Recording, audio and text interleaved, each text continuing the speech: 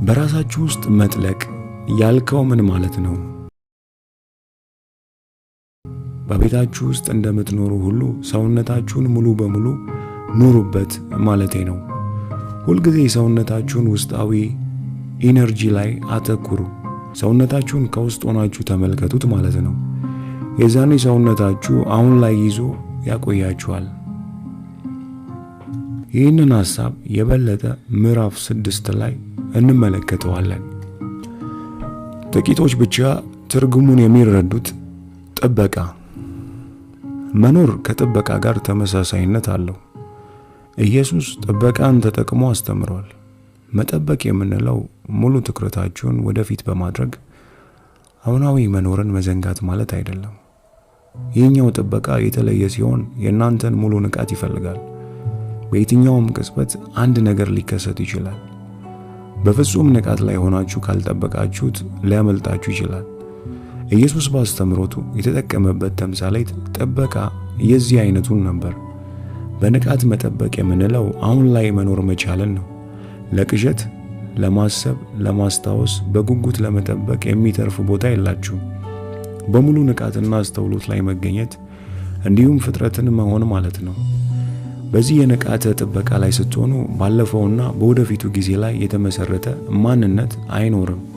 ይሁን እንጂ ምንም የምታጡት ነገር የለም። ከየትኛውም ጊዜ በላይ በእውነተኛ ደረጃ ራሳችሁን የምትሆኑበት ኑረት ነው። ኢየሱስ ጌታው ከሰርግ እስኪመለስ እንደሚጠብቅ ሎሌ ሆኖ ያለውን አስታውሱ። ጌታው በየትኛው ሰዓት እንደሚመለስ የሚያውቅ ሎሌ በሙሉ ንቃት ቆሞ ጌታውን ይጠብቃል።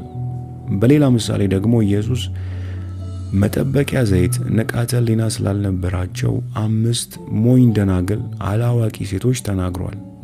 ሴቶቹ መብራታቸውን ማብራት አሁን ላይ መኖር ስላልቻሉ ሙሽራው አሁን አመለጣቸው። ወደ ሰርጉ ድግስ አብረውት መግባት አልቻሉ። ኢየሱስ 5ቱን ሞኝ ደናግል ከ5ቱ ልባም ንቁ ደናግል ጋር አነጻጽሮ በምሳሌ ያስተምሯል።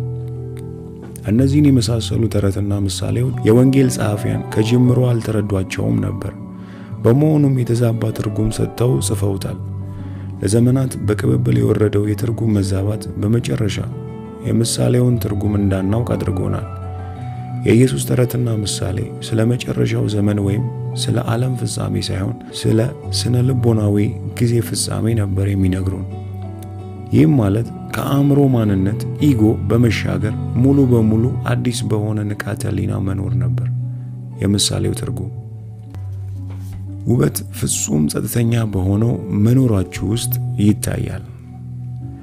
የገለጽከው አይነት ነገር ብቻዬን በተፈጥሮ መካከል ሳለው ለቅጽበት ያህል ገጥሞኝ ነበር። አዎ፣ የዜን መምህራን ሳቶሪ በሚል ቃል የሚገልጹት ቅጽበታዊ አብርሆት ሲሆን አእምሮ በሌለበትና ሙሉ በሙሉ ስትኖር ቶታል ፕሬዘንስ የሚከሰት ነው። ሳቶሪ ለአጭር ቅጽበት የሚከሰት ሲሆን አብርሆትን የምትቀምሱበት ገጠመኝ ነው። ሳታውቁት ብዙ ጊዜ ቅጽበታዊ አብርሆት ገጥሟችሁ ሊሆን ይችላል። የተፈጥሮን አስደናቂ ውበት ለመረዳት አሁን ላይ መገኘት ወይም መኖር ያስፈልጋል። በምሽት ወደ ሰማይ አንጋጣችሁ ወሰን የለሽ ሕያዋን ተመልክታችሁ ታውቃላችሁ?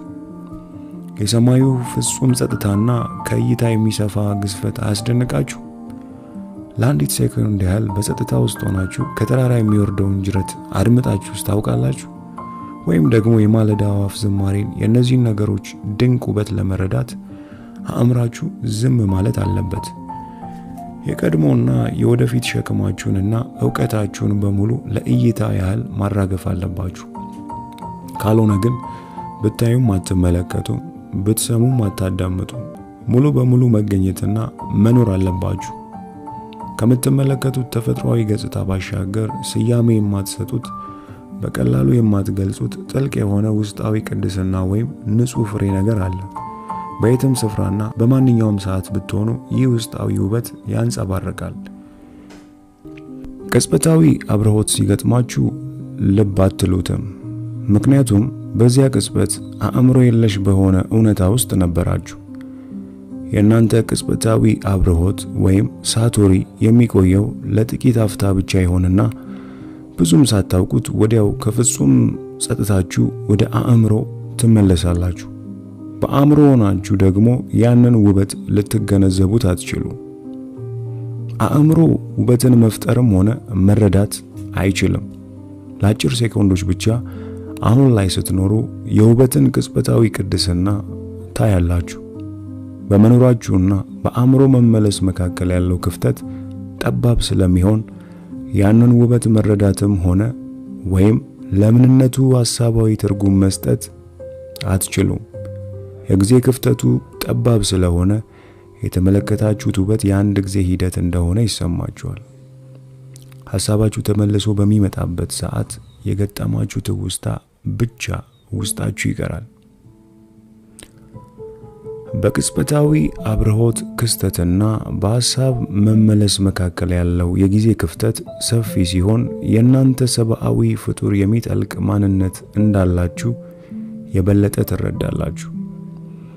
ይህም ማለት የላቀ ንቁ መሆናችሁ ወይም የንቃተ ህሊናችሁን እውነተኛ ስፋትና ጥልቀት ትገነዘባላችሁ ማለት ነው። ብዙ ሰዎች በአእምሮአቸው የታሰሩ በመሆናቸው ለነርሱ ውበት የሚባል ነገር የለም። ቆንጆ አበባ በማለት አድናቆታቸውን ሊገልጹ ይችሉ ይሆናል። ነገር ግን የአበባውን ውበትና መሰረታዊ ፍሬ ግን አይረዱትም። አሁን ላይ መኖር ባለመቻላቸው እንዲሁም አእምሮአቸው ጸጥተኛ ባለመሆኑ ምክንያት የራሳቸውን እውነተኛ ፍጥረትና ቅድስና እንደማይረዱት ሁሉ የአበባውንም ውበት አያዩም። የምንኖርበት ባህልን መኖር ፕሬዘንት ከመቻላችሁ በፊት ምንም የምትረዱት ነገር የለም። የተናገርከው የገባኝ ይመስለኛል። ፍጥረት ወይም ቢንግ የሚባለው ምጡቅ እውነታ በእድገት ላይ ያለና ያልተጠናቀቀ ሂደት ይመስለኛል። ፈጣሪ የሰብአዊነት እድገትን ለመፈጸም ተጨማሪ ጊዜ ይፈልጋል ማለት ነው። ዩኒቨርስን በውሱን መልከታ ካየኸው በእርግጥ ያልከው ትክክል ነው። በመጽሐፍ ቅዱስ ፈጣሪ እኔ አልፋና ኦሜጋ የፊተኛውና የኋለኛው ነኝ ብሏል። የፈጣሪ መኖሪያ የሆነው ዘላለማዊ ስፍራ የናንተም መኖሪያ ሲሆን የፊተኛውና የኋለኛው የሚኖርና የነበረ ነገር በሙሉ ፍጹም አንድ ሆኖ ይገኛል። ይህ ፍጹም አንድነትና መኖር የሰው ልጅ አእምሮ ከሚያስበውና ከሚረዳው የላቀ እውነታ ነው። ሁላችንም ተነጣጥለን እንደምንገኝ በመናስበው በዚች ዓለም ውስጥ ዘላለማዊ ፍጹምነት ታይምለስ ፐርፌክሽን ለመረዳት የማይቻል ጽንሰ ሐሳብ ነው። በዚች ምድር ንቃተ ህሊና እንኳን በእድገት ሂደት ላይ እንዳለ ይታሰባል። በዚች ምድር ንቃተ ህሊና እንኳን በእድገት ሂደት ላይ እንዳለ ይታሰባል። ይሁንና ይህ የተገደበ አመለካከትና መረዳት ነው እንጂ እውነታው አይደለም። በዚች ምድር ስላለው የንቃተ ህሊና አዝጋሚ የለውጥ ሂደት ኢቮሉሽን ኦፍ ኮንሽስነስ የተወሰነ ነገር ልናገር። በምድር ላይ ያለ ነገር በሙሉ በውስጡ ፍጥረት ቢንግ አለ። በእያንዳንዱ ፍጥረት ውስጥ መለኮታዊ ባህሪ ጋድ ኤሰንስ ወይም ንቃተ ህሊና ይገኛል። አለት እንኳን ሳይቀር ያላደገ ንቃተ ህሊና በውስጡ አለ። አለት እንኳን ሳይቀር ያላደገ ንቃተ ህሊና በውስጡ አለ። ባይኖር ኖሮ የአለቱ አተሞችና ጥቃቅን አካላት ይበታተኑ ነበር። ፀሐይ፣ ጨረቃ፣ ምድር፣ እጽዋት፣ እንስሳት፣ የሰው ልጆች ሁሉም ህይወት አላቸው። ሁሉም በተለያየ አካል የሚገኙ የንቃተ ህሊና መገለጫዎች ናቸው። ዓለም የምትነሳው ንቃተ ህሊና በተለያየ ቅርጽና አካላት ውስጥ እንደ ሐሳብና ቁስ በመሆን ሲፈጠር ነው። በዚች ፕላኔት ውስጥ ብቻ ብዙ ሚሊዮን አካላት አሉ።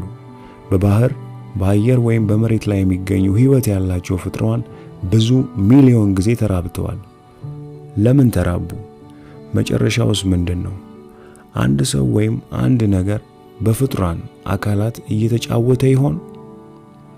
ይህንን መለኮታዊ ጨዋታ የጥንት ዘመን ህንዳውያን ነቢያት ሊላ በማለት ይጠሩት ነበር።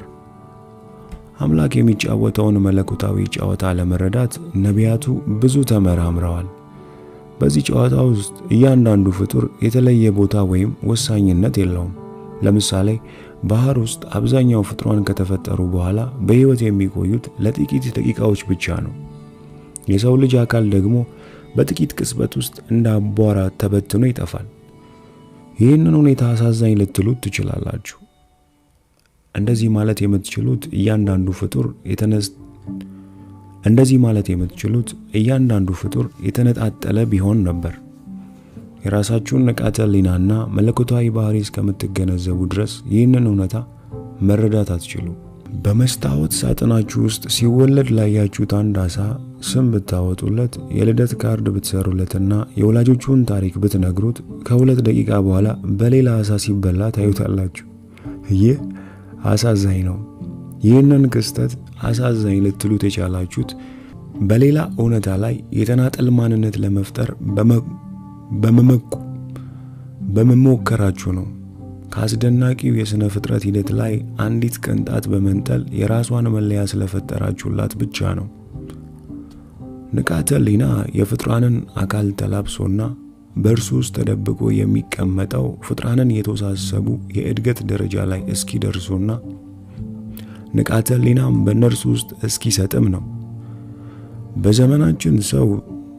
በዘመናችን ሰው ዘንድ ንቃተ ህሊና ሙሉ በሙሉ በሰው ልጆች ስብዕና እስኪገለጽ ድረስ ስብዕናን ተላብሷል። ንቃተ ህሊናን የተላበሰው ስብዕና መሆኑን በመቀበሉ አካላዊና ስነ ልቦናዊ ሞትን በመፍራት ይኖራል።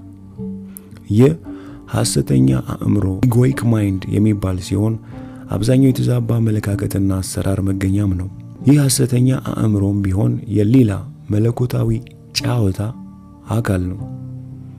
በመጨረሻም በሐሰተኛው አእምሮ የተዛባ አሰራር ምክንያት የሚፈጠረው ስቃይ ሲበዛ ንቃተ ህሊና አካላዊ መደበቂያው ራሱን በመገንጠል ያንን ሰውነት ወይም አካል ከህልማዊ ማንነቱ ያነቀዋል። ራሱንም ማወቅ ሰልፍ ኮንሽስነስ ይችላል። ከቀድሞ የበለጠ ጥልቀት ራሱን ያውቃል። ኢየሱስ ይህንን የንቃተ ህሊና ሂደት በጠፋው ልጅ ተረት አማካኝነት አስተምሯል። ልጅ የአባቱን ቤት ትቶ ወደ ሌላ ሀገር ተሰደደ። በዚያም ሀብቱን አባክኖ ሲጨርስ በችግር ይመለሳል። በመጨረሻም ስቃይ ሲበዛበት ወደ አባቱ ቤት ይመለሳል። አባቱም ከበፊቱ የበለጠ ወደደው። ልጁ ሲመለስ የነበረው ሁኔታው እንደ ቀድሞ አይነት ቢሆንም ቅሉ አንድ አይነት ግን አልነበረም። የልጁ ስብዕና ጥልቀት ጨምሮ ነበር የተመለሰው። ተረትና ምሳሌው ከፍጹም አላዋቂነት አንኮንሺየስ ፐርፌክሽን በመነሳት በጉድለትና በችግር በኩል አልፎ ወደ ፍጹም ንቃተ ህሊና ልቦና የመመለስን ጉዞ ይገልጻል። አሁን ላይ መኖርና የአእምሮ ምስክር ወይም ተመልካች መሆን ያለውን ጥልቅና ሰፊ ጥቅም አያችሁ። አእምሮን በጥልቀት ስትመለከቱ ንቃተ ህሊና ወይም ልቦና ከአእምሮ አካላዊ ሰውነት በማላቀቅ ተመልካች ወይም ምስክር ዋቸር ኦር ዊትነስ መሆን ትችላላችሁ። በውጤቱም ተመልካች የምንለውና ከሰውነት ያነቃው ልቦና ወይም ንቃተ ህሊና የበለጠ ሲጠነክር፣ አእምሮአዊ አፈጣጠር ደግሞ ይዳከማል። ንቃተ ህሊና ከአካላዊና አእምሮአዊ ሰውነት ራሱን ነፃ ሲያወጣ የዛኔ ንጹህ ወይም የበራለት ንቃተ ህሊና ወይም አሁናዊ ኑረት ፕሬዘንስ ይባላል። ማረጋገጫ ማቅረብ ባይቻልም ይህ ንቃተ ህሊና በከፍተኛ መጠን መሆኑ አይቀሬ ነው። አብዛኛው የሰው ልጆች በሐሰተኛ አእምሮና ሐሰተኛ ንቃተ ህሊና ተጠፍረው ታስረዋል። አእምሮአቸው መሪያቸውና መለያቸውም ጭምር ነው። ራሳቸውን ከአእምሮ ስራት ነፃ የሚያወጡ ከሆነ በአእምሮአቸው ይጠፋሉ። በጊዜው የሚያድግ ግራ መጋባት፣ ግጭት፣ ሁከት፣ እብደትና ተስፋ ቢስነት ይከባቸዋል። ሐሰተኛ አእምሮ በመስጠም ላይ እንዳለች መርከብ ነው። በፍጥነት ካልወረዳችሁ አብራችሁ ትሰጥማላችሁ። የሰው ልጆች የጋራ ራስ ወዳድ አእምሮ ለምድራችን አደገኛና አውዳሚ ስጋት ምንጭ ነው። የሰብአዊ ሽግግር አካል መሆን ባይችል እንኳን በሰፊው እድገት ውስጥ ንቃተ ህሊናን ሳያጠፋ ይመነደ። በዚህ ሰዓት እኔ መናገሬና እናንተ መስማታችሁ ወይም ይህንን ማንበባችሁ በግልጽ የሚያሳየን ምልክት አለ። እርሱም አዲሱ ንቃተ ህሊና በፕላኔታችን ላይ እግሩን ማሳረፉ ነው። የግል ግንኙነት የለም። እኔ በዚህ አጋጣሚ እናንተን እያስተማርኩ አይደለም። እናንተ ንቃተ ህሊና ስለሆናችሁ ራሳችሁን እየሰማችሁ ነው። የምስራቅ ሰዎች እንደሚሉት መምህሩና ተማሪው አንድ ላይ ሲሆኑ ትምህርት ይፈጥራሉ። የትኛውም ቃል በራሱ ጠቃሚ አይደለም። ቃላት ወደ እውነታ ይጠቁማሉ እንጂ በራሳቸው እውነት አይደሉም። አሁን ላይ በመኖር እያወራው ነው። እናንተም በዚያ ላይ ኖራችሁ አብራችሁኝ መሆን ትችላላችሁ። ባህሪ ሲሆን መኖር ፕሬዘንስ ደግሞ የነቃው መለኮታዊ ባህሪያችሁ your awakened divinity ነው። ክርስቶስ ያለፈና የወደፊት የሚባል ነገር እንደሌለው መረዳት ስትችሉ ስለ ክርስቶስ የተነገሩ ሐሰተኛ ነገሮች በቀላሉ መገንዘብ ትችላላችሁ። ክርስቶስን ነበር ወይም ይሆናል በሚሉ ቃላት መግለጽ ከቃሉ ትርጉም ጋር ቅራኔ ያስከትላል። ኢየሱስ ነበር። ኢየሱስ ከ2000 ዓመታት በፊት የኖረ የሰው ልጅ ሲሆን የራሱን እውነተኛ ተፈጥሮ ማለትም መለኮታዊ ኑረት መረዳት ችሏል። ለዚህም ነው ኢየሱስ አብርሃም ከመወለዱ በፊት ነበሩ በማለት የተናገረው። አስተውሉ፣ ኢየሱስ አብርሃም ሳይወለድ በፊት ኖር ያለው ብሎ አልተናገረም። እንደዚህ ቢናገር ኖሮ በጊዜና በሰውነት አካል የተገደበ ማንነት በነበረው ነበር። በአላፊ ጊዜ አረፍተ ነገር ውስጥ ነበርኩ I am የሚለውን ቃል መጠቀሙ የጊዜን ስፍረት ያቋረጠበትን መሰረታዊ ለውጥ ያሳያል። ኢየሱስ እንደ ዜን አረፍተ ነገሮች በቀጥታ ነበር የመኖርን ፕሬዘንስ ትርጉም ያስተላለፈው። በጊዜ ከተገደበው የንቃተ ህሊና ስፍረት ባሻገር በመሄድ ዘላለማዊ ግዛት ውስጥ ገብቷል።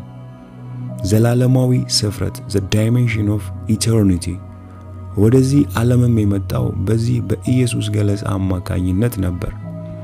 ዘላለማዊ ማለት በእርግጥ ማለቂያ የሌለው ጊዜ ማለት ሳይሆን ጊዜ የሌለበት no time ማለት ነው። በዚህ መንገድ ኢየሱስ የተባለው ሰው ክርስቶስን ሆነ። ክርስቶስ ማለት ወደ ንጹህ ንቃተ ህሊና መጓጓዣ መሆኑን ልብ ይለዋል። ፈጣሪ በመጽሐፍ ቅዱስ ራሱን እንዴት ነው የሚገልጸው? ሁል ጊዜ ነበርኩ ወደፊትም እኖራለሁ ብሏል። ፈጣሪ በመጽሐፍ ቅዱስ ራሱን እንዴት ነው የሚገልጸው? ሁል ጊዜ ነበርኩ ወደፊትም እኖራለሁ ብሏል? በፍጹም አላለም። እንደዛ ቢል ኖሮ ፈጣሪ ባለፈውና በወደፊቱ ጊዜ የሚገደብ እውነታ ይሆን ነበር። ከዚህ ይልቅ ፈጣሪ ማንነቱን የገለጸው ያለና የሚኖር እኔ ነኝ በማለት ነበር። በዚህ ገለጻ ውስጥ ጊዜ የለም፣ መኖር ፕሬዘንስ ብቻ ነው ያለው። የክርስቶስ ዳግም ምጽአት ደግሞ የሰው ልጆች የንቃተ ህሊና ሽግግር ሲሆን እርሱም ከጊዜ ወደ መኖር እንዲሁም ከማሰብ ወደ ንቃተ ህሊና የሚደረግ እድገታዊ ሽግግር እንጂ የአንድ ሰው ወደ ምድር መምጣት አይደለም።